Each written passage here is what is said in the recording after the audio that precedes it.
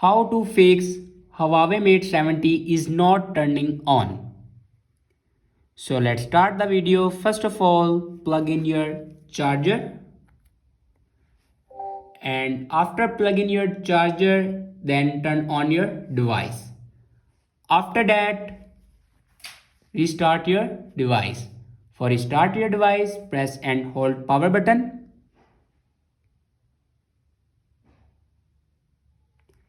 And click on restart.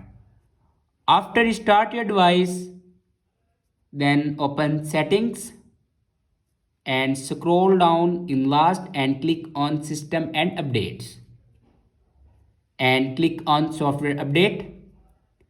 Now here you can check your latest version will be updated or not. If it doesn't update to latest version, then update it to latest version.